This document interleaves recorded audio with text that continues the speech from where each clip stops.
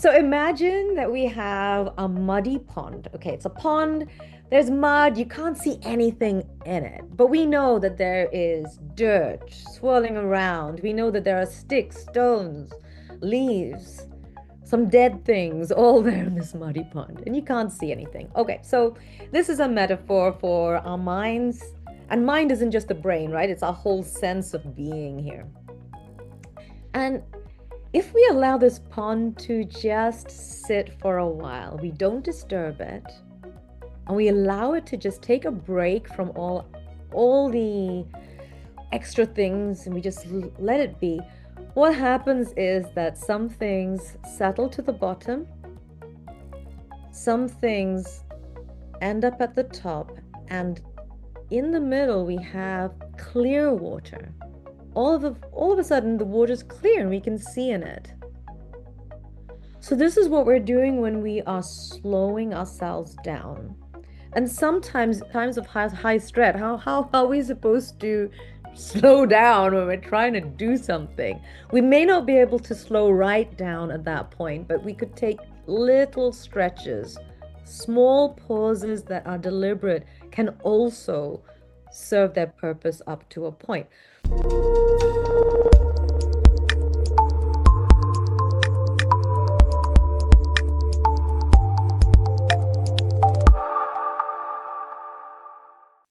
Hi there, welcome to the replay of our after hours discussions with professional coaches.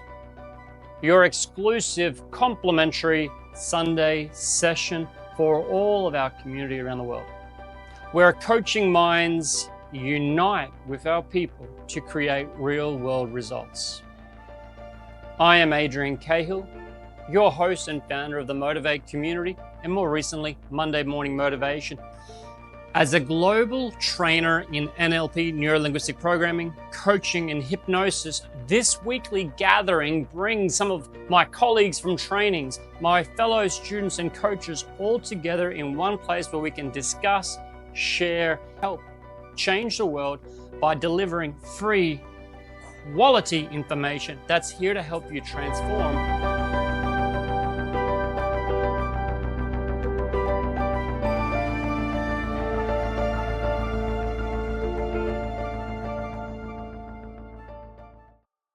How do we feel what we feel, and how do we relate to the world, and how does it morph so much?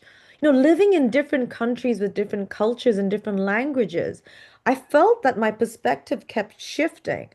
And the way that I viewed myself as a living thing kept changing as well, wherever I was, because I would draw from the people around me and the cultures around me.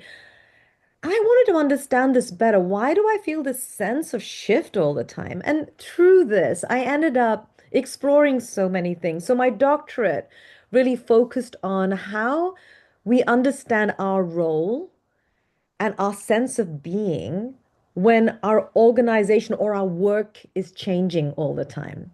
How do we position ourselves in it? So everything's been a lot like that.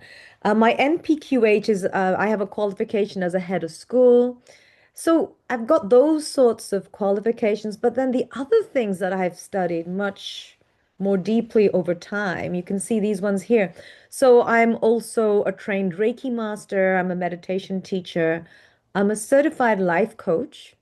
And I have explored NLP and Silver Method and a few other things as well in my quest for trying to discover, why is it that some people find life so easy? They just seem to stroll through it. And other people find the whole thing a big struggle. What's that all about? So, actually, before we do anything else, what I'd really like to ask you is just to think for a moment. I hope you can see me because I'm just going to use my hands a bit to explain something. So, okay, so let's just imagine for a moment that our emotions are kind of like this little balloon, a little bubble. Let's say a bubble. And imagine that when we're feeling very relaxed, then this bubble is this gentle, pulsating thing that just changes color, changes shape, as and when, and it just does that. And when there's a little bit of tension or stress, it expands a bit, but that's great because we need a little bit of adrenaline to be motivated to get things done. So, we get a little bit of that. Okay, so you get the idea of the bubble, and we're relaxed, we've got a little bit of attention.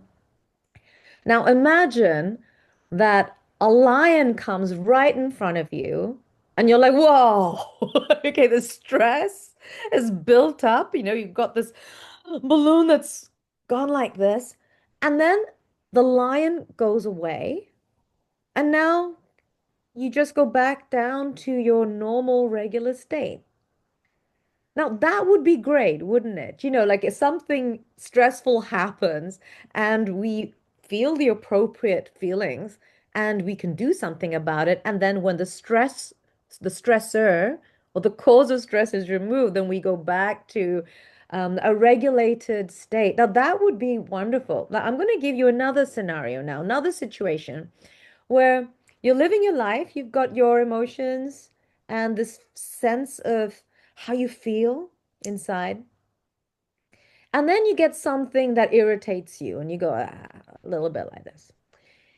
And then you don't really quite go back to normal. You have something else that bothers you, something that worries you. Your boss has sent you an email, you don't understand what it means. Ugh.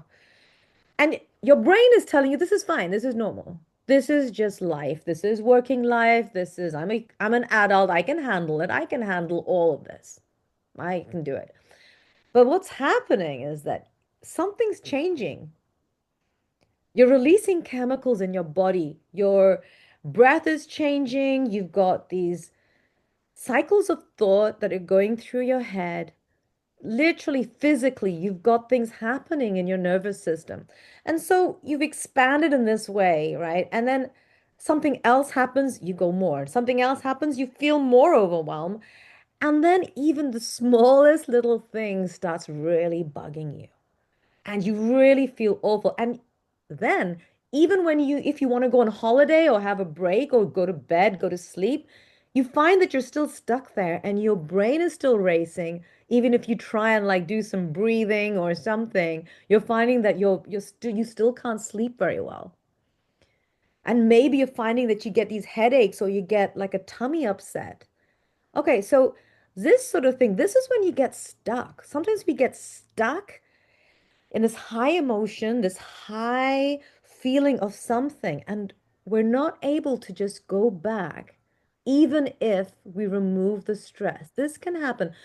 So, what we're talking about are these two situations here. So, on the right, we've got stress. Okay, so stress can be, this is the difference between stress and burnout. I mean, the title of this webinar is From Burnout to Breakthrough. So let's just make sure we know what we're talking about. So stress is something which generally we could say, it has a direct cause. And if we're aware of it, well, we can use that stress appropriately. And when the stress is removed, we can come back to a natural state of being where we feel good and we can respond appropriately to things. And that's a regulated mind and body. But then if we think about burnout, burnout is more like, it's the effect of prolonged stress. That's the definition of it. It's prolonged stress, and often we don't even realize that it's creeping up on us. And when we go through this kind of stress, often it's unresolved. We're actually doing things that perhaps, we feel like it doesn't really align with what we really want to experience and we're not able to break free from it. It feels like, we don't really have control over our situation. We sort of tell ourselves we do, but re in reality, we don't believe we do. And sometimes we can feel like there's no way out. And the experience of burnout can feel like, like, this feeling of apathy, like, what's the point? It can feel a bit like this feeling of just, what's the point? And sometimes it can feel like high irritability. And, that's when our spouses and our kids often get the brunt of it, feeling irritated by the smallest thing.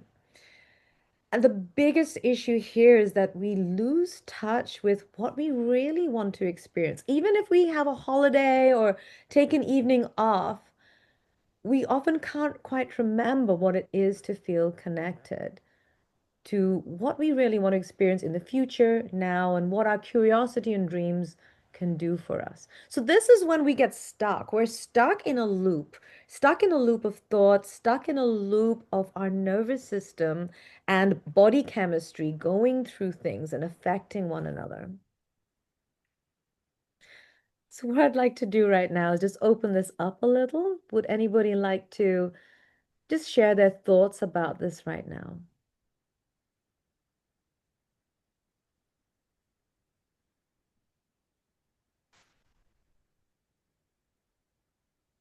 I think we've got a little bit in the chat. Yeah, I can go. I'm not raising my hand, but Lovely. Let's hear from um you, Jacqueline. yes, thank you. Yeah, it for me it can be very, I don't say dangerous, that's such a strong word, but when I've had the flight and freeze, at previous jobs, felt so isolated, it's like the aftermath of it. Like I had to escape it, and then perceptions of what I did wrong, or others' perceptions like, wow, that was really rough on you. But I got caught in a mode. Yeah, it was difficult and it was unfair and all those things. But um, being caught in that flight freeze mode, whatever it is, I've avoided it for several years now. But there's always this feeling like, what if I got caught in that again? So yeah, it's very real. Thank you so much for sharing that. Jacqueline, if you don't mind me asking, how do you escape it? I'm fascinated by that you've successfully escaped it. Well, I didn't want to get into this running thing because that's also not good. I mean, I would take walks on this particular school campus, office space that it was in Seattle, and yeah, but then my mind was spinning. I was like, one more time, one more. I've got to get away from this. So I was in flight freeze, flight, and then it's a pattern of running. So it's I'm now coming full circle. Like maybe teaching education is just not healthy, or at least for me. I have to face the real issues underneath. But yeah, I don't know. It's difficult. Yeah, the underlying whatever's underlying this, that's what you're wondering about, right? And I think that's such a self-aware thing to do. And we uncover some things and then later we uncover more things. And it's a fascinating process. Yeah, Mary, would you like to add something?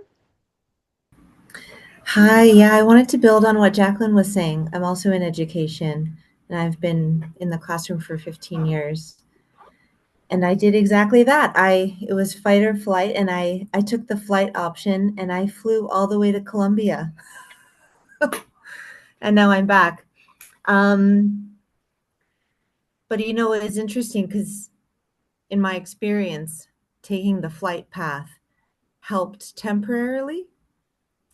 But like you were saying, Jacqueline, deep down, there's still things I'm like, I don't actually know if I want to go back into education in the roles that I was in before. But I want to do something within education. I don't know, consulting, but there's a lot of fear and apprehension and just feeling a bit like, yeah, I do think I was burned out in the classroom. I was burned out working in environments that I felt weren't supportive. But then I'm thinking, can I create my own supportive environment? Um, I don't know. Yeah, that's why I'm here. Hmm.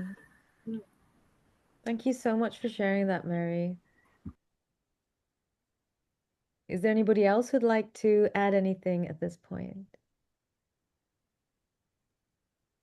I'm a lot closer to burnout after like 4 days with the kids. If it's just a little bit, it's okay. But sometimes things happen and like the cup's full or kind of getting worn out, and then just yeah, can happen. So, Adrian, am I hearing that boredom is also stressful? Can be,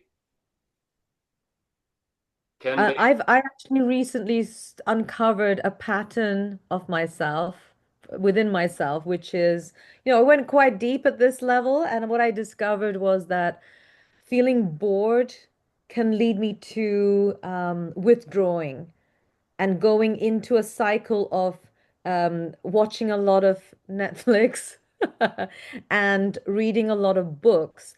And that comes from something that I learned very, very young when I was bored and a bit upset and lonely.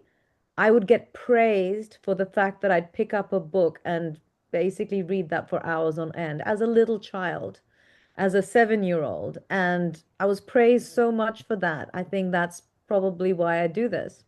It's fascinating when we actually uncover which things we learned as a child and we still do it now, decades later. It's really fascinating. So I wonder if there's anything there for you there, Adrian.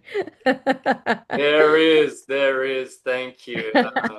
Yeah, I've seen that as well. I So wonder I'm gonna, sometimes, sorry, yeah. because some things like reading can be such a great thing. Good on you, little kid, you're reading, or good on you, you're reading, but it can also be like escapism. But yeah.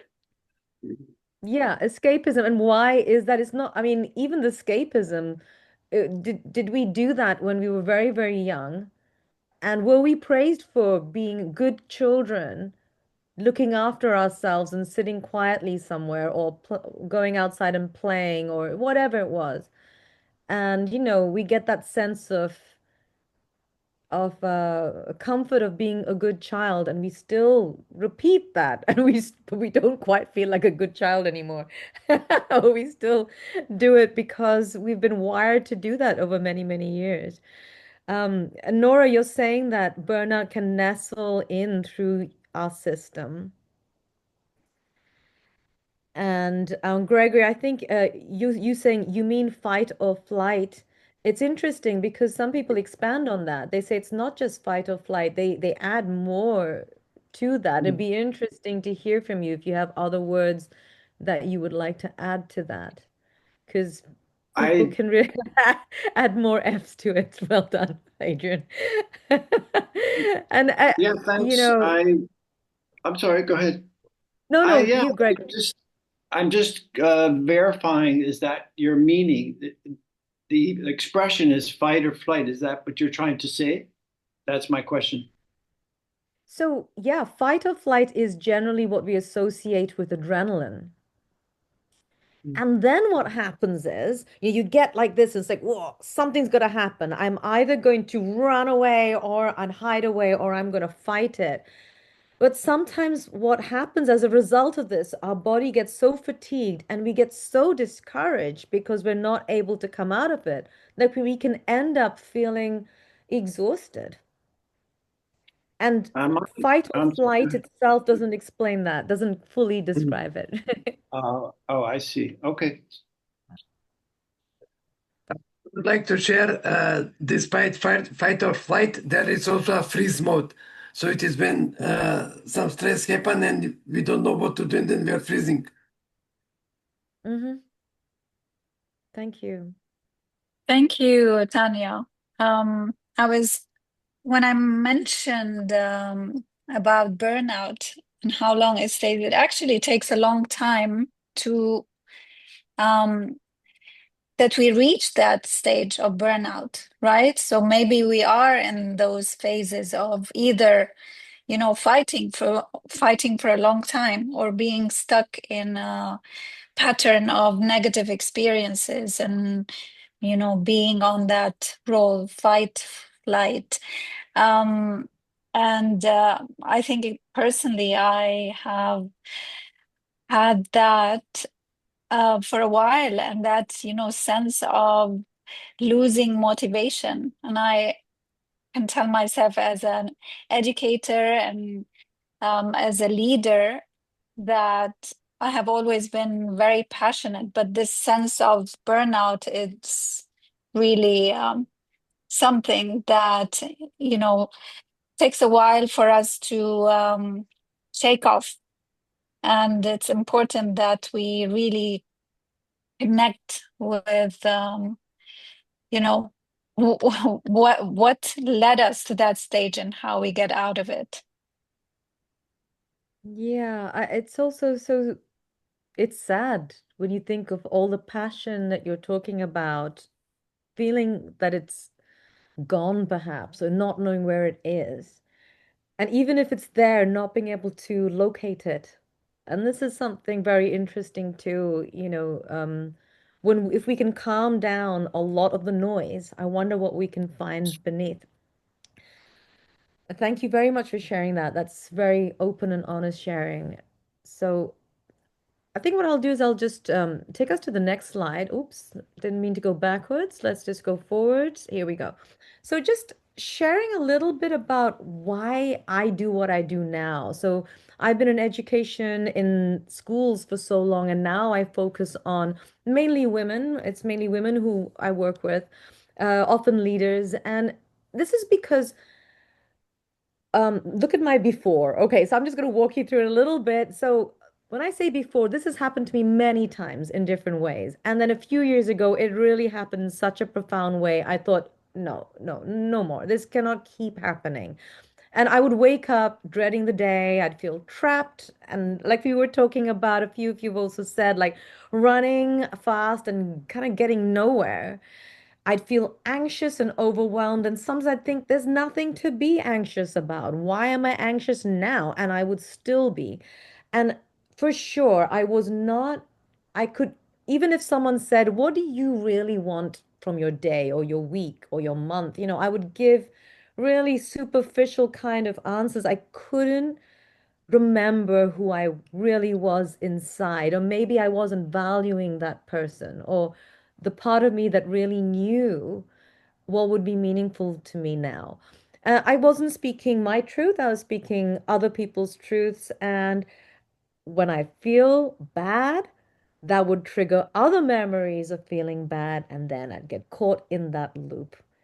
And, whichever version of an old story I was telling myself, that would come back again and again. And, even though I know it wasn't a true representation of the world, it felt like that was all I had. I couldn't come out of it. And I was learning yoga and meditation and all sorts of things, and it would help a bit, and then I'd go straight back into the loop again. It was a recurring thing. And at some point, I thought, look, this has to change. And I really took a step back. I took a real break, and I allowed my years of learning and whatever I considered to be my innate wisdom to take over. I started discovering something, and I found that it worked. It was like a roadmap all of a sudden, which I could use in a 5 minute, like if I was feeling a bit overwhelmed, I could use it within 5 minutes. I could, if it was something deeper, I would take 2 weeks. Or overall, I could take a few months to work through something. And it was a way for me to get out of this. Now, after I got used to that, this is how different my world was. So I'm just going to move this around. And even though I was still working, I was doing a similar job, I woke up knowing that I could be the architect of my day. I could choose where the pauses were. Even if some of the things I was doing was a bit boring, but I could find ways in which it was aligned with me. A lot of the time it meant saying less and doing less in some ways, but sometimes it was just coming from a different space.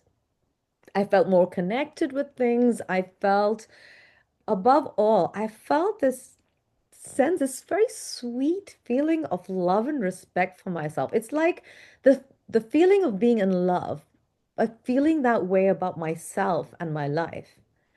And it wasn't consistent, it wasn't all the time, but I'd get little glimpses of it different times of the day and different times of the week. I still have to work on that. I still have to bring myself back to that. I think Adrian called it a dance today when we were talking a bit earlier. Yeah, it's a bit like that.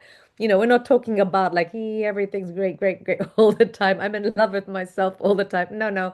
You know, there's ongoing work and we shift and change all the time. But more of that soon. Wait, how did I get there? And honestly, like what I'm going to share with you today, I'm going to break it down, and hopefully that's enough to actually demonstrate how it can be done. Even though I created this method, I know that it has a lot in common with many other methods that I have come across again and again. So, would anybody suggest to me where I should put our faces in the gallery? Because it's getting in the way of this. This is my lack of experience here. Could just make it smaller, I guess, for now. Or is it, From a I could do that viewer's right now? perspective, from a viewer's Yes, on the perspective, it view. looks fine. Okay. All right. So, okay, so I'll just explain this slide over here. So this is just a little bit about my journey to discovering this kind of pathway. Really quickly, you can see pictures of me lying on my back doing breath work and learning how to regulate my physical body, and through the process, through breath work, being able to uh, alter my mental state. And this is something which, we can learn in any city in the world. You'll have people who are there to train you in this way. And it was a wonderful experience. I've done this periodically over the years and learned many of the skills as a facilitator myself. I'm sitting in a Zen garden in one of these pictures. There's also a picture of me visiting one of the many sites in the world where people are known to contemplate for days on end and in nature. And I participate in many groups and discussions and debates and studies. So when I say 25 years of study, I'm 53 now, so this isn't even half of my life, right? Yeah. The first half, I would say, I did the conventional things of, being brought up by my family and, getting a degree, doing a job, things like that. And um, having said that, there was always a part of me that was seeking something. And perhaps that's why I always wanted to have more purpose and more meaning. And so what I'm going to show you right now, so these two diagrams help to summarize the approach that I take. So I'll just explain a little bit. There's this cycle here. This is the step-by-step cycle. So even this morning, I had a whole bunch of things going on with visitors from out of town, and I was looking forward to this webinar. And at one point, I made sure I did a mini emergency stop to make sure that I wasn't getting caught up in all the thoughts. I added and deleted some of the things I was thinking and feeling. I let go of some things. And then I found what was energizing me. And I reviewed what I was right now today, renewed it, and then came back, and I'm here now with you today. So that's an example of a short version of using this renewal cycle. This could be a much longer cycle. It could last 60 days, for example, in the program that I have. And this idea here, these are my sort of two pet areas of nerdiness, I guess, for want of a better word. So, neurology and psychology, this is such a broad area. And what I call Zen style practices. So what I use that term, Zen style practices, and it means many things, but the two things that stand out for me here, one of them is the idea that we can always approach a moment as if we're a complete beginner.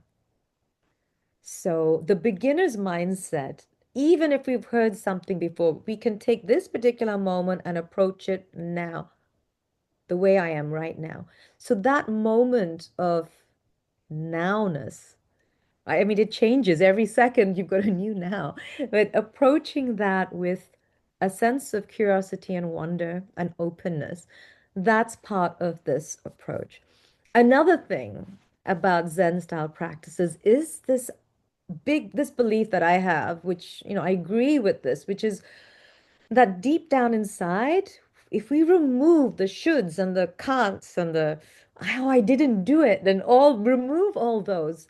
Under that, who we are is really untarnished, unbroken, pure, and knows what to do.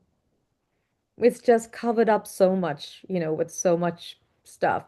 But when we get deeper in there, that passion that Nora was talking about, and all those things that drive us and make us feel like we're centered and truly ourselves, that's there. So this is where I'm coming from, but I would love now for people to tell me what they think about this. I've just introduced this, and I'd love to hear from you.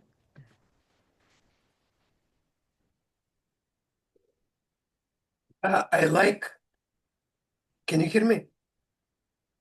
Yes, I can hear you, Daco. I like your approach when you say we need to approach every moment as a beginner. So this is really important thing. When usually when we say I know this, I know what will happen, it prevents us from learning. But we are approaching to something as a beginner. It helps us to be open and to learn more. So thank you for bringing this here. Thank you, Daco. I remember last week you also spoke up a little bit about being present in the moment. Yes. Yeah.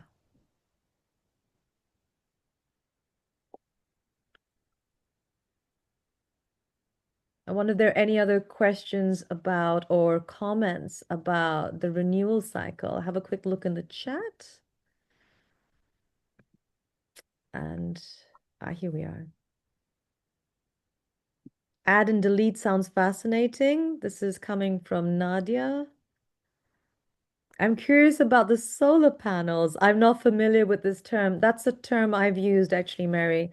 Um, so the idea of finding things that energize us, and when I say energize, um, it's things that it's not just about that ping, ping, that dopamine hit, which that's a central part of the brain, which is an area that the pleasure center, and it's got a good, very important role, that dopamine hit in the center of the brain and the nucleus accumbens.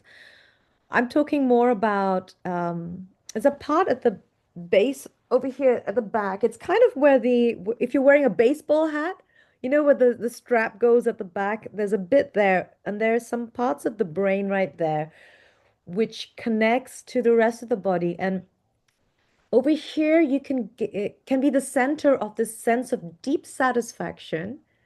It's deep satisfaction, which is such that opens all our thinking up with possibility and creativity and this whole ability to see how much love there can be in connection. It really is a wonderful way to be. So finding solar panels can be, for me, actually, solar panel throughout the day. I'll give you one thing that always works.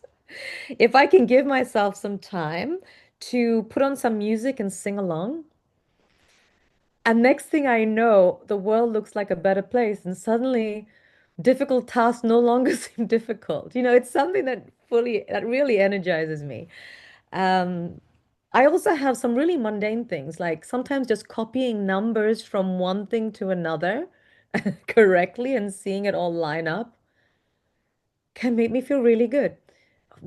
We all have some interesting things, some sense of completion perhaps or satisfaction. So solar panels, when we go through this, I'll talk a little bit more about this and then we can sort of see this. Jacqueline saying, how do we apply these calming timeouts in environments of stress? Yeah, right. And here we've got, oh, the term really resonates with some people. Thank you, Adrian.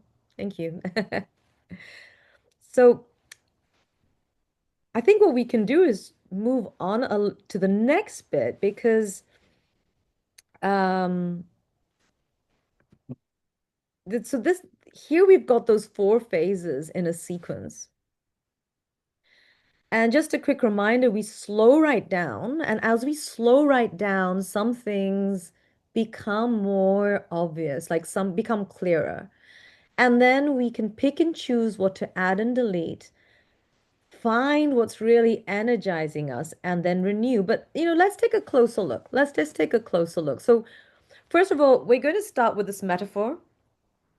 So, you've probably heard this before, but I'm going to tell you anyway. We're going to approach it with a beginner's mindset, as if it's the first time you've heard it. So imagine that we have a muddy pond. Okay, it's a pond.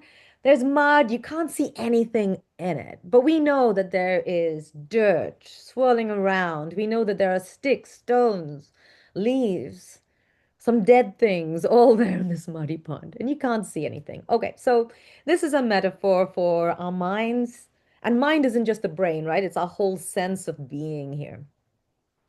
And if we allow this pond to just sit for a while, we don't disturb it, and we allow it to just take a break from all the extra things, and we just let it be, what happens is that some things settle to the bottom, some things end up at the top, and in the middle we have clear water.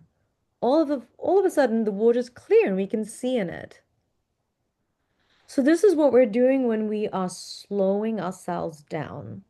And sometimes, Jacqueline, you're completely right. In times of high stress, how are we supposed to slow down when we're trying to do something? We may not be able to slow right down at that point, but we could take little stretches, small pauses that are deliberate can also serve their purpose up to a point. Would anyone like to add anything here, or should I move on? Okay. Okay. There'll be another chance to add. So just taking a look at this pause. So, there are different levels of this. So let's just think about this. Like, let's say we just want to take a really quick slow down. So emergency brakes could be we're really putting the brakes on and really allowing the pond to settle. But of course, we can't always do that. Don't always feel we can. We feel physically incapable of doing it. But what we can do, this is a low level way of doing it. We can just slow down before we speak or while we speak. The act of forcing ourselves to speak slower is something that sets a chain reaction of things in our body, which can allow us to start making more choices in the words that we use or choices in how we respond overall. And it can impact the people we're with too. And then that can change the situation. Also, slowing down before and during a task, just taking it a bit slower can make a big difference. If we can take it a bit deeper, then we not only slow down planning what we're going to do, we also check in with ourselves. So, checking in to see how am I feeling right now. In fact, in the chat right now, could we just check in with ourselves and just write in for a moment? Like, how are we feeling? What are we feeling? Are we feeling a little bored, a little bit curious? I'm going to write curious and delighted, actually. I'm really enjoying myself right now. So I love talking about this stuff. Adrian feels calm and happy. So let's just check in with ourselves. I feel curious. Thank you, Darko. Calm and interested. Lovely, Mary. Hey, if you're feeling bored and a little fed up and frustrated with this, even put that in. I'm pretty good with that. You go restless, but okay. Thank you, Jacqueline. I love your I love your openness to share. Thank you. Serious about learning more. Hey, great to see you there, Matthew. It's new but open-minded. Aha. I like that. That's that Zen idea of beginner's mindset, isn't it? Yeah. Okay, so of course, if we have the ability to do this, if we've sorted things out with our family and everything, and we can make radical changes to the nervous system through really stepping on the brakes. So we're talking about 2 weeks. I'm not saying 2 weeks of doing nothing. We might be going to work, but we make sure that we've we've canceled the kind of meetings that are just time-consuming things, or we've handed over some things to other people. We've postponed some of the projects. Just sticking to what is the most important thing. And when we do that and just minimize the things we do, and really, we don't respond to every single email. We don't look at everything on social media. We just minimize what we're doing and really slow things down and do certain exercises, certain things. Just these are short exercises. They're like 5-second things, sometimes breathing exercises or just moving. We can really step on the brakes, and sometimes can take a few weeks. Often we might go on holiday and think we're having a break, and maybe we are, but then we come back and just do the same thing again and go straight into that overwhelm again. And what we're talking about here is not just slowing down, but then considering what is coming to the surface, what lies beneath we tackle another time. But let's see what's coming to the surface and deal with that first. And we might find some really cool changes happening. Jay, thank you. Calm and contemplative. Lovely. Okay, next metaphor. This is my ultimate favorite one. I think to me, this just tells me so much. So, this metaphor comes from Yongey Mingyur Rinpoche, and he's a very well-known Buddhist monk. Actually, if you've ever heard about the Buddhist monks who they meditate and then their brain waves are measured, and scientists in Ivy League universities have done a lot of research on them, he's like one of those main guys in there. And this is something his father told him. He was a very anxious child, even though he lived in a monastery and he was surrounded by these calm people. And his father taught him this. And he shares this with people freely. So I'm sharing it with you now. You may have heard it before. So let's just imagine the sky for a moment. Just think about the sky. And when you think about the sky, you might be seeing like clouds or the sun. You might think of rain. You might think of storms. But just remember, that's just the weather. That the clouds and the storm and the sun, that's just the weather. The sky is just the sky. So if we think about that, if we think about ourselves, the part of us that is unblemished, untarnished, just good and just great, feels good all the time. That's like the sky. But we have the weather coming and going all the time, all the different storms and sunshine and rain, all those emotions and thoughts. Well, if we can learn to be in touch with that sky part of ourselves, the bit that doesn't change, oh, it changes, it shifts, but it's this part of ourselves that is truly us. If we can be with this, recognize the sky and notice the emotions and thoughts as weather that comes and goes, well, then we can observe it. We don't need to be pulled along by every kind of emotion and thought and dragged into it. We can actually notice it. And that's easier said than done, and it takes practice, but this is at the core of what we call mindfulness, perhaps, or we could just call it self-awareness. It's not something that we do consistently, but it's something that we can keep coming back to and get better and better at it. And if we know that we can keep coming back to recognizing who we are and be the observer of our emotions and thoughts, well, then we can stop picking and choosing and live in a way that's much more aligned. Okay, I want to open this up now and see if anyone wants to add anything to this. I want to add, it's really hard to break a pattern or really hard to stop generational trauma or something if we can't see the pattern to begin with. Yep. As soon as we can see the Adrian, pattern, what would you say would be a way to start recognizing the patterns? Mirrors. And all of life can be mirrors, but sometimes we have a mirror, something reflecting us, and we're in denial. with our kind of work, I generally would be preaching something along the lines of getting a clean third. Clean. A clean third. Something to step out of ourselves cleanly enough so we can actually see ourselves behaving.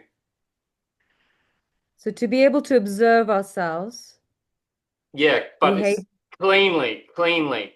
So a lot of the times we learn to do it, but we step outside and we're like, oh, that dude's being a douchebag. Or we're still judging, and if we're judging, we're not clean. So when we do the meditation, we do it for a while. It helps us get a cleaner, dissociated position. Yeah, that's it. I think that's a great way of describing it. You can hear a Buddhist teacher describing it in a very similar way with maybe a different model, different mental model, slightly different mental model, but it's essentially the same thing. And this is what I've discovered more and more. My personal breakthrough came when I discovered that what I was finding worked. I could hear it again and again with different mental models from other people in different ways. I'm hearing it from you, Adrian. I'm hearing the same thing from you. I'm hearing, I've heard it like hearing it from NLP teachers, Yeah, hearing it from a Buddhist monk. And, it's to be able to it's observe without judgment. yeah, because sometimes, guys, sometimes it's like this is easy, of course, but sometimes we're stepping out and it's not clean. And the Mm. monks have a better terminology for it, but when they're practicing this on a daily basis, they get clean. And if I tell this to my sister, she'll get out and have a look at herself, but it's not clean. She's still very attached to herself and judging. So even if you get the concept to do it cleanly, and the best way I think to do that cleanly is with a coach or with someone else that's trained to assist you. And NLP is just a way of looking at it. But in that, if I do it by myself, I'm probably not going to go as clean. But if I'm with you or Darko, I'm going to be a lot cleaner and I'm going to go in the process a lot more dedication and focus. If I'm doing it while I'm catching the bus, running from meeting to meeting, I'm not really going to do a good job. Thank you so much for that, Adrian. Does anybody else have a way of looking at this? I'd love to hear other people's mental models for this. Mary, NLP stands for Neuro Linguistic Programming. It's actually Adrian or Darko, would you like to take that one? Let Mary know what NLP is about. Yeah, I was just going to write there, just a little thing is sometimes neuro-linguistic program can be sold as a 4-day course. And I saw just before there's a course for like $100 on the internet and one for $7. And these $4 or 4-day courses cover an outline of NLP. Real NLP might take 1 or 2 years just for the first level. Like Reiki, a lot of people go and do Reiki, yet there's Reiki courses that are 2 days. 2 days can Yes. teach you the basics, but to actually work with your energy system takes understanding and practice. So the practice required for NLP is generally, years of practice. And there's a lot of people that sell NLP in 4 or 5 days. But NLP in depth, we do a lot of this in different ways. I can share also about NLP. It is a personal development approach, and it generally help us to make alignment between our conscious thoughts and our unconscious mind, so we can be more calm, to achieve calmness and reduce tension. So yes, it is a personal development approach. Yeah, and coaches and trainers, we have our own problems. It's just that we're working on them more continually. We're working on Yes. them day in and day out, or with other people with theirs. So whether you do NLP or coaching or something, it's so wonderful to be a coach or to go through coach training and get it. We love the field very much, and we love hearing different perspectives on it too. Thanks for this sharing today. Yeah, we're all a bit obsessed with personal development, and we enjoy it a lot, I guess. And we're continuously working on ourselves as a project, I guess. Yeah, there we go. I think Mary's question's been answered for now. All right, so I'm gonna move us on to the next thing. So All right, now that we've slowed things down and we've allowed things to come to the surface, now it's like adding and deleting or curating. So, at one level, we could change some habits, maybe shift our role. Like instead of micromanaging our children, we can become facilitators or distant consultants for our children as they grow older. We can shift our roles, our habits. We can eat differently, do various things. We can get rid of some of the commitments that no longer reflect who we are. So this is already a lot. This is quite tricky. This requires some quite a lot of self-awareness. But we can get even deeper. We can start saying no, even just to ourselves. So the thing is, it's one thing to say no to things that we don't even like anyway. And that's also quite tricky, thing to admit that I don't even like that. I'm going to stop doing it, even if it disappoints someone. That's already a big thing. But can we say no to those 20 things that are kind of interesting us on the internet? Can we actually say, no, no, no, no, I'm sticking to two things and just going to work on those, and that's it. Are we able to unclutter this mess, this excessive amount of information that our brains are constantly trying to cope with? And that's difficult, but that's how do we even know when to do that? That's when we are in touch with our values, in touch with this vision of where we are headed, because on where we want to be right now, because it's not just about living for the future, it's living that right now. This is the experience I want to have in life. Well, start living it now and let the other things go. And this is an important part of then living your truth and being in touch with the sky and living in it. Being able to live in that space, in that clear water or in that sky, whichever metaphor, rings a bell for you. So this is quite a process. It can start small, even the smallest shifts make a difference. But this is the way to move forward. We can often get stuck in this. Like, Adrian, you talked about not quite being able to observe oneself cleanly. Yeah, sometimes you can't. Sometimes we have to make some space for our joyful experience to have more scope. So deleting some things can be very important, making some experiences bigger than others.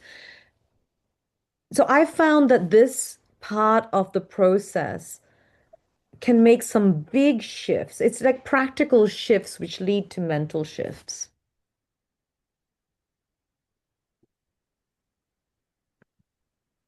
Okay, I'm gonna invite, let's see, I mean, who wants to do this? Would someone raise their hands to participate in a little activity here? I'm gonna ask you a question about one of the pictures. Would someone raise their hands? And I don't know, can I see who's raising their hands? And if no one raised their hands, I'm just gonna pick someone. Gregory, I'd like. iPad Oh, okay. is requested, but iPad, you Oh, just have to iPad. pronounce name. Come on then, iPad. Hello. Or or Mary. Oh, Amadeo. Can you turn your voice on? Hello.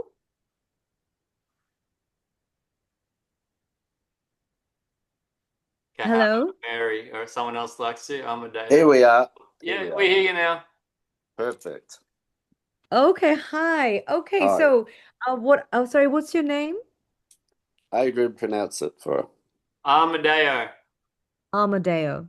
That's it. Okay, wonderful. Amadeo, I'd like to ask you a question about this picture here. If you can see this picture with these picture frames, Mhm. can you tell me what you think of this wall? Do you like it? It's a bit crowded. Bit crowded? Okay. If this, how would you change it? Well, probably have less pictures. I'm not sure if that's Uh-huh. the right answer, is it? Oh, it's this actually it is actually the right answer. There was an answer I was looking for in this case.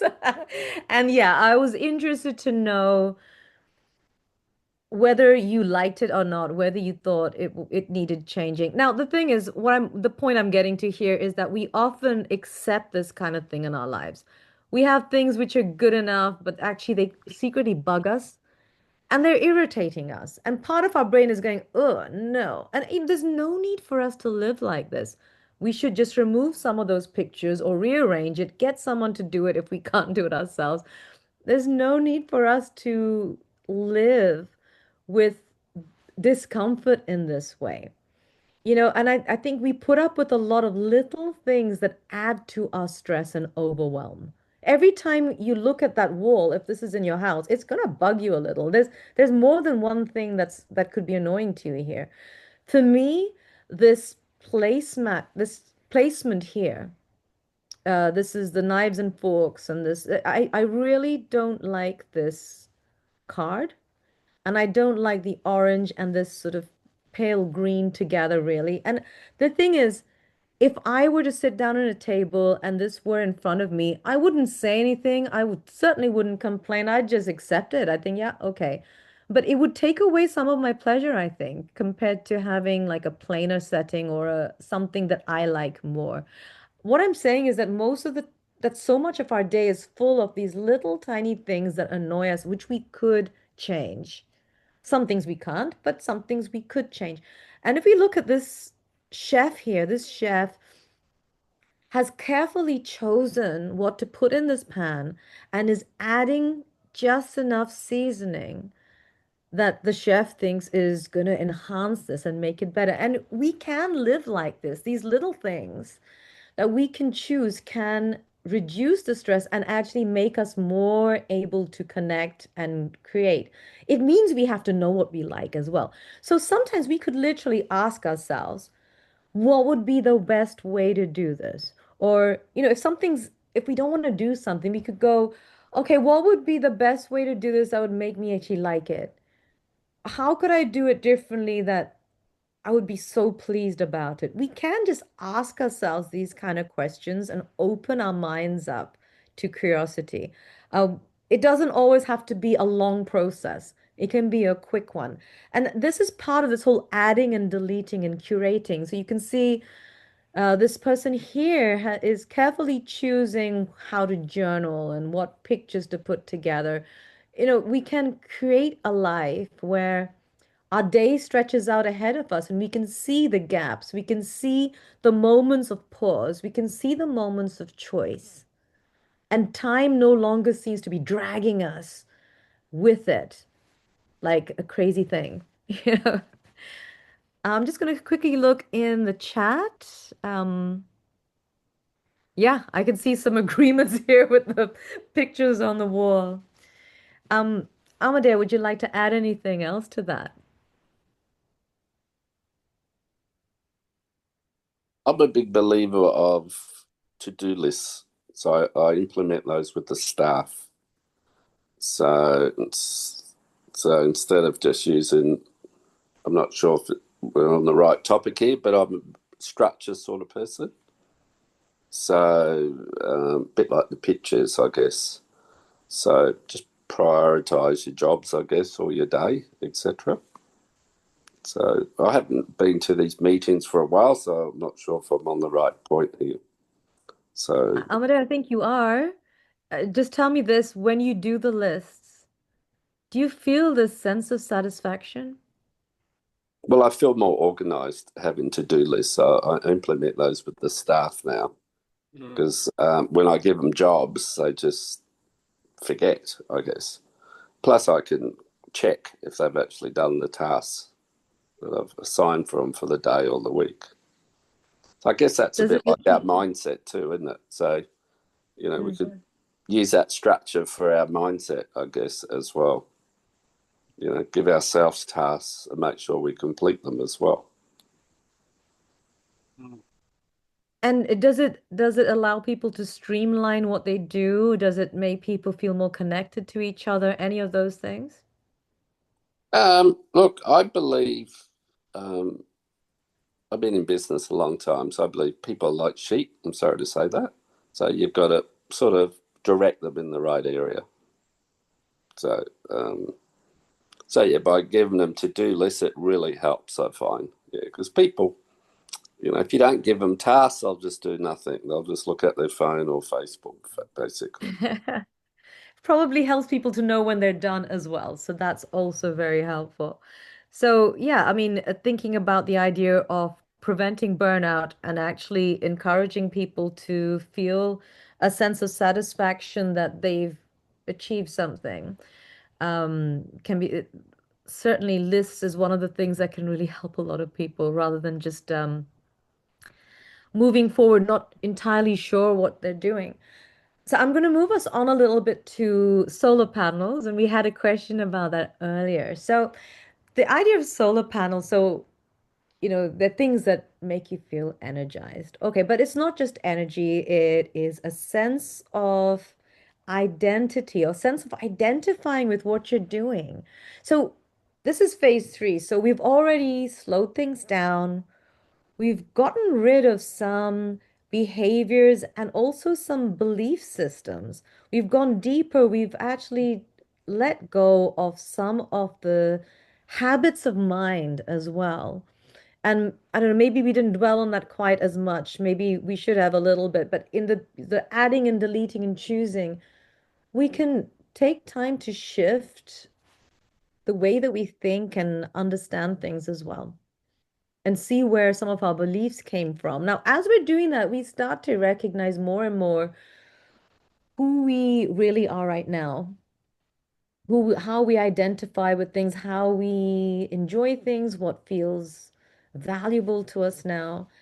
And we start to recognize which things throughout the day will help us feel more connected and energized. So, um, there's also such a thing as syncing with your natural cycle. So, we know about the circadian rhythms, like circadian cycles, this 24-hour cycle. We get melatonin buildup and we sleep and then we wake up in the morning. And then as it gets darker, we get into this cycle again. And if it works well, that's great. So if we respect that cycle, we get this 24-hour cycle of good sleep, being awake and alert, and having good sleep again. There is something called the ultradian cycle, and you may or may not have heard about this. These are shorter cycles. So you may have experienced like a feeling of real focus that can last maybe 45 minutes or maybe 90 minutes, depending on what it is.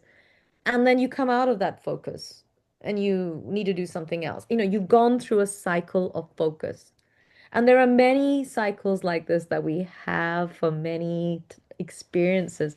Unfortunately, the way that we do things at school, the way we do things in our workplace, we often don't get to find out what our real cycles are. We have to work by other people's schedules a lot of the time. But if we were truly listening to our own personal cycles of, when we work best in a certain way, maybe afternoon is the best time to have meetings, and morning might be best for deep reading and deep work of some sort.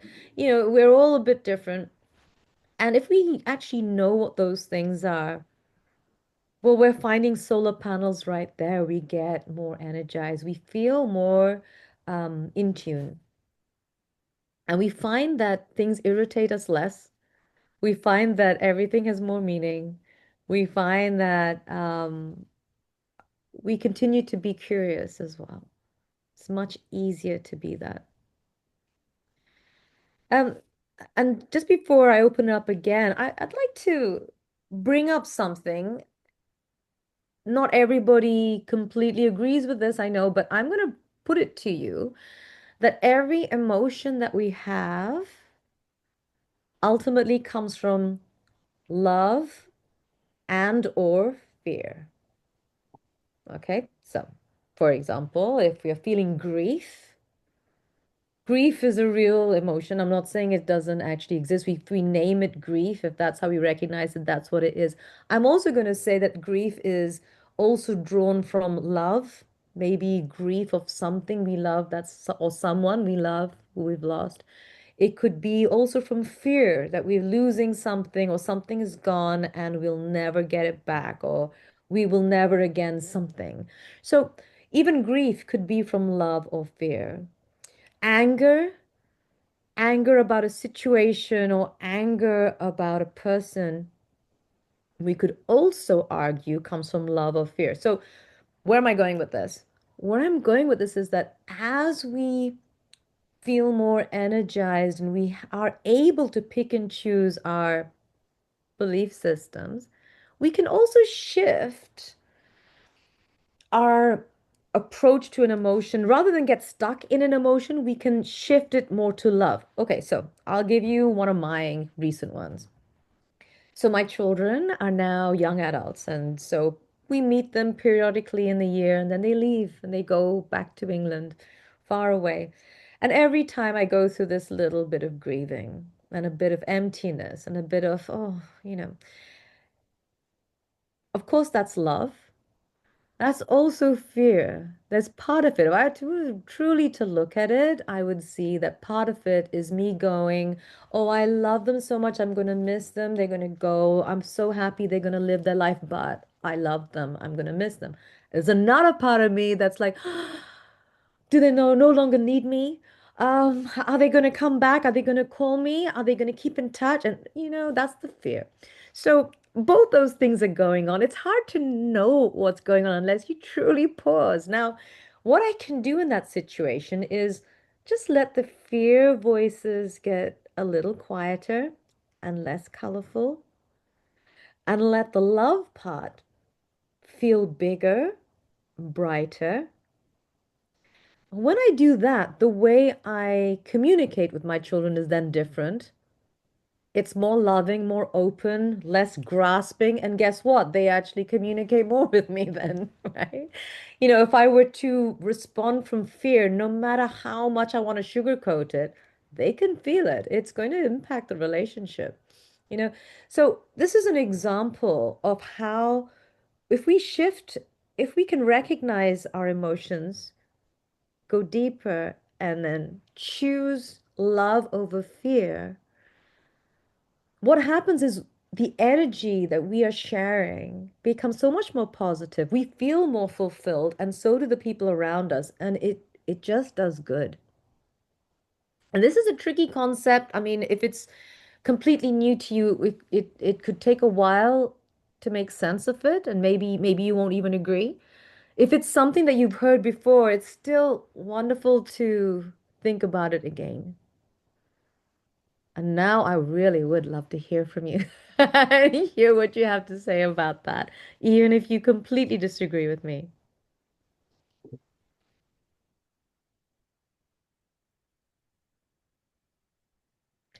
Oh, real cycles often get interrupted by tech or caffeine. Yeah, those cycles that I said I found we it can. interesting what you said about love and fear. And I Mm. think all emotions could be brought back to love and fear. And I recently saw an emotional diagram, an emotional circle. Daniel Goleman, I think emotional intelligence, did this wheel of emotions, but a lot of the times the emotions are labeled and experienced different. I like what you said before about grief, because it's easy for people to have slightly different definitions of grief or anxiety. It's really easy for the emotions to be sometimes there's an emotion just near it. So we often pick the wrong emotion, but coming from love or fear is such a primary thing. Like, is this feeling coming from love, or is it just I need more caffeine or I need a break? Well, that's nice. Or do I just need a break? So thank you so much for bringing up anxiety because that is core to what this today is about. And actually, recurring anxiety, if we pause to wonder, is this fear? Yeah, it's fear. Is there an element of love in it that's driving it? No. And it's like, no, if you go deeper, you might find that somewhere it is. Because the whole point of wanting something to be perfect or better, it's often because of something to do with love, something to do with connection, something to do with that. If we can locate that, then we've got a way to move forward, I would say. But I wonder if anyone says something different. I'm just going to look in the chat again. I can see Thank you, Matthew. I really like what you say about making decisions for the right reasons and then having better results. Mary says, I agree that the roots of grief and anger are often love and fear.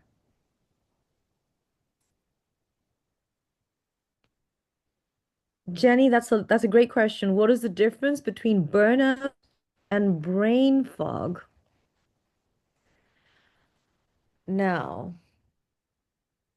so brain fog, I often hear that in terms of menopause, perimenopause, menopause, postmenopause is definitely a response, a chemical response.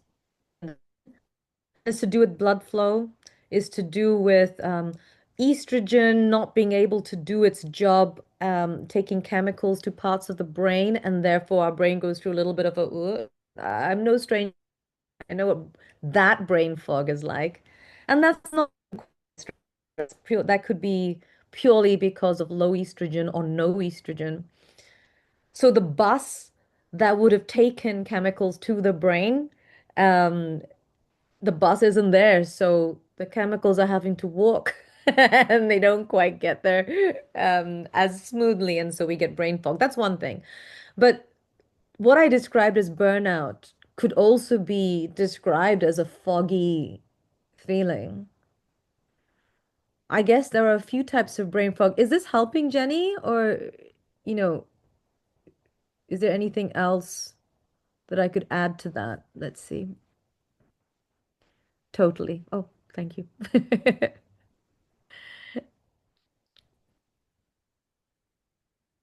Okay.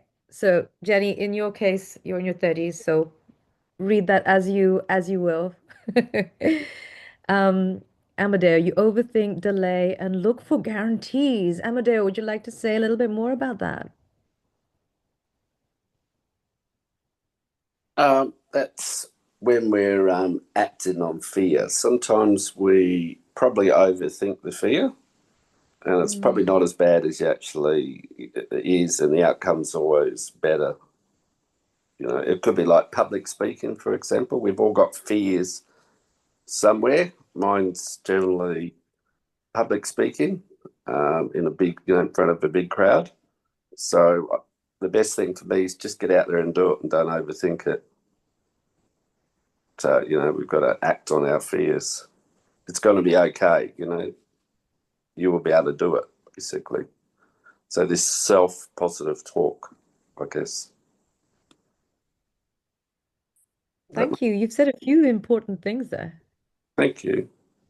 The self-talk, the voices inside as well. And last week, our speaker uh, talked about how wanting certainty can be the root to all sorts of issues, right? And how we can live with uncertainty and how that can open us up to so much more as well. It's how do we get comfortable with uncertainty? And that's what last week's talk was about, right? That was very inspiring too. Would anyone like to respond to Amadeo or anything else over here at this point? Just what you said last week, we were talking about certainty and uncertainty. And a lot of the times we make decisions that move us towards certainty. If we're driving to a town or to a destination or considering a goal, we want to know where we're going. But something that's come up in this session is love and fear. If I'm making a decision with certainty and uncertainty being my primary focus, a lot of the things in life like love, forgiveness, acceptance may be around that area of uncertainty. So if we choose certainty and, if we stick to certainty, we're actually going to end up picking fear and fear-based responses and stress-based responses. If our primary focus is making decisions from loving energy rather than fear, we're on the point there. But that loving energy is more important than certainty or uncertainty. So when people make decisions, if the primary filter is certainty or uncertainty, they're going to experience a lot of pain, basically. That's it. Thank you, Don't Adrian. choose certainty. Choose the loving emotions and to be guided by that. And sometimes there's going to be discomfort in it. I think that's a great way to frame fear, that feeling of uncertainty. Thank you so much for offering that, actually, Amadeo and Adrian. I can see Mark is saying that he can say quite a bit about brain fog and burnout. Yeah, Mark, we'd love to hear a bit about that. Sure, thank you very much. I've forgotten the lady who asked the question, but basically, burnout is the entire body. It's typically, as Dr. Tanya mentioned before, stress related. Can be other things. For example, chronic fatigue can induce burnout a lot more quickly. And so burnout is systemic right across the entire body. Brain fog is typically just in the brain. And there's one big contributor to brain fog, which I wanted to mention, is candida overgrowth, systemic candida overgrowth, not just the thrush that women think of, but we can all get candida overgrowth, which affects the bloodstream, and that can have a significant effect on brain fog. So I'm not sure if that helps at all. There's lots of other things that can help with brain fog. For example, brain fog may be due to stress. A herb called brahmi, Bacopa moniera is its botanical name, so brahmi, has been shown to take people who are close to nervous breakdown. If they have sufficient quantities of brahmi, it can actually prevent them from going into nervous breakdown. I don't know actually how they measured that, but that's what the research has stated. And thank you, Dr. Tanya, for the opportunity to contribute. Thank you so much, Mark. You seem to know a lot about the topic. Sounds like another Sunday talk to me.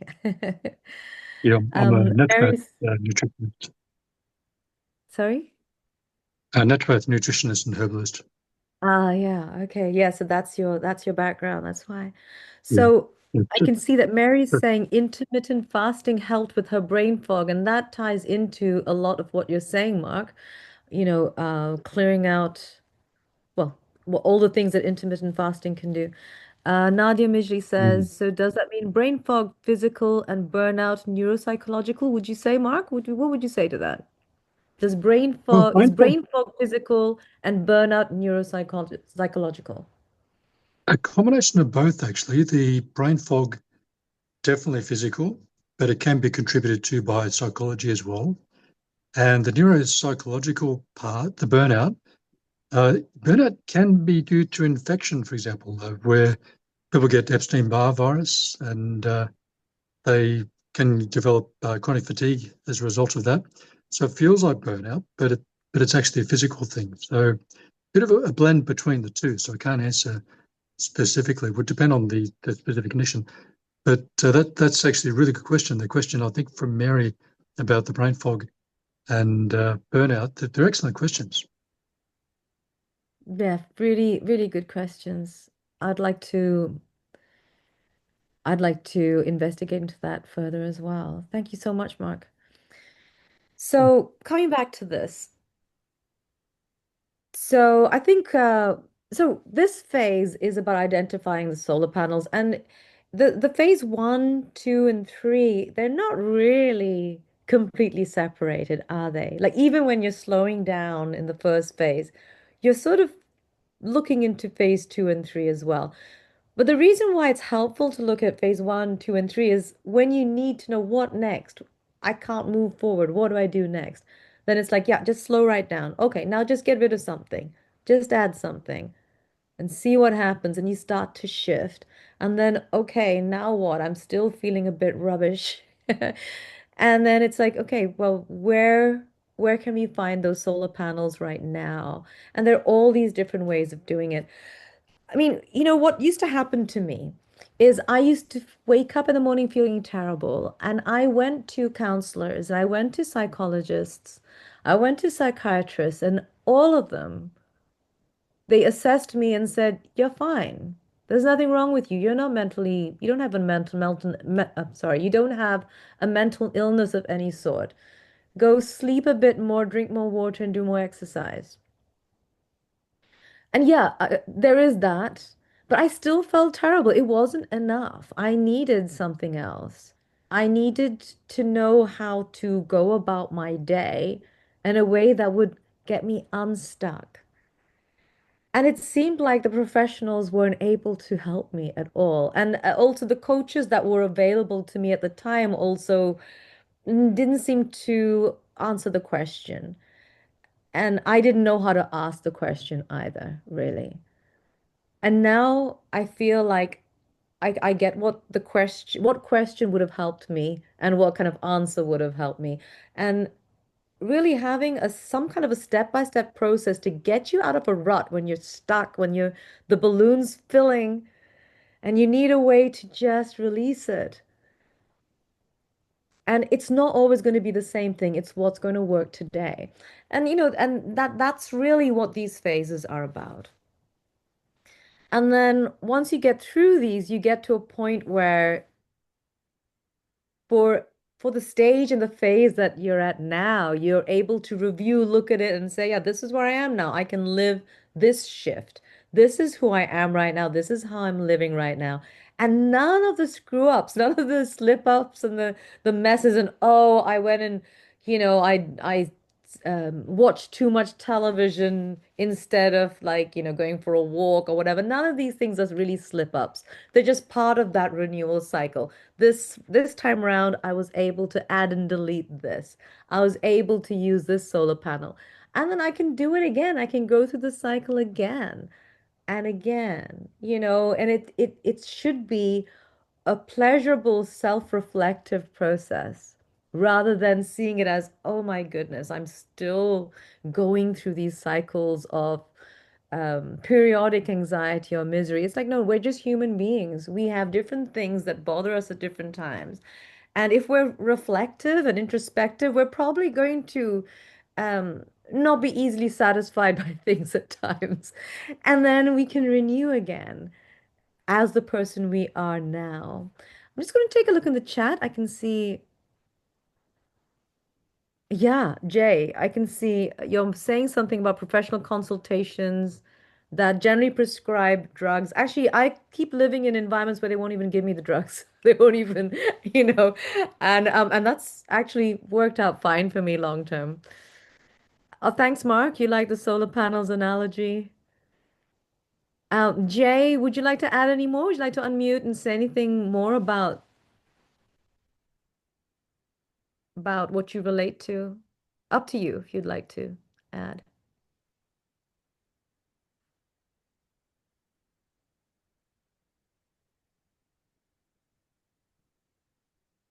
And Amadeo says, get brutally honest, no self-pitying. Well, actually, this is an interesting one.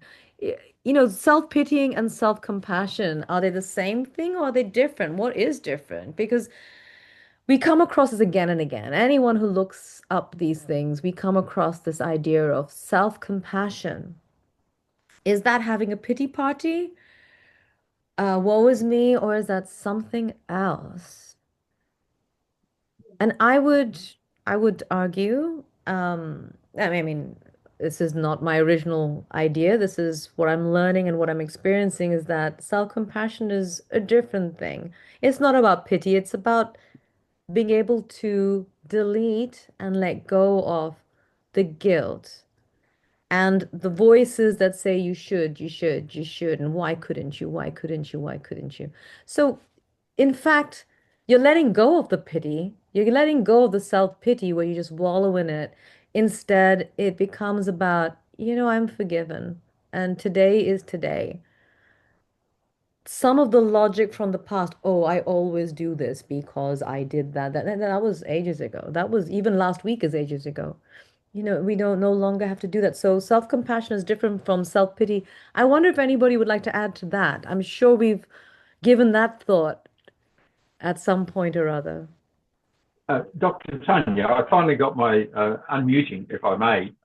Just Is that Jay? Yes, it Hello, is. Jay. Hello. Going back to that, what my experience was that medical professionals prescribe drugs until we get to a higher level, like I went to a psychiatrist and said, get off, you don't need all that. So from then on, I moved forward quite rapidly in my self-development and understanding. But the issue that I see often is that, and basing it on a bit of my own experience, is that there might be a task or a job that we develop an aversion for. And psychologically, we just don't want to do that anymore. Now, you're talking about burnout, but I'm seeing that actually it's something that causes a reaction in the body. We don't like doing it, or we can't do it well. So my question about this is that if we continue to do something and then becomes like a psychosis or a total reaction, medication helps overcome and calms, but then it doesn't deal with the root cause. And what I found is that processes like NLP actually help deal more with the root cause, which is not done. And expressing it as burnout maybe not allow the root cause assessment to happen. Lovely. I really like that. So if I were to summarize, let me see if I got this right. We're talking about symptoms being treated, but not the underlying cause.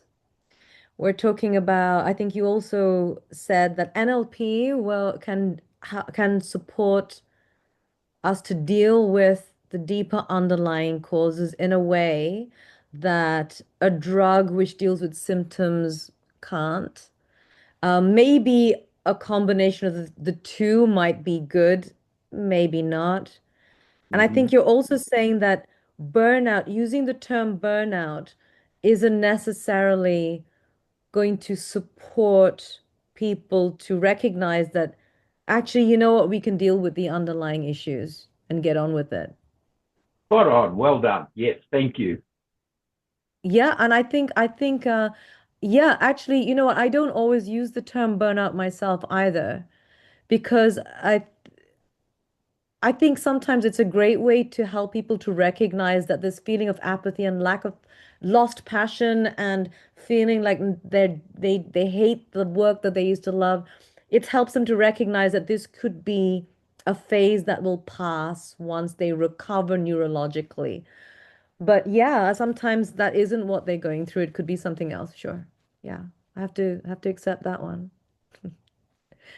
I think there's also, we have a tendency to have our pet areas, because I experienced what I consider to be this neurological burnout in a way that, I got stuck in something and couldn't feel anymore. So I like the term. Although I'm wary about using it too often because it can be misunderstood. But I think, yeah, we should all be aware that sometimes we might overuse a term in a way that's not helpful. Thank you. Boom! You made it here! Good on you. Make sure you click the subscribe button below and check out the playlist at the end. If you'd like to come along to our Sunday sessions where we host a live, free Q&A for our students and members, you're welcome. I'll see you there.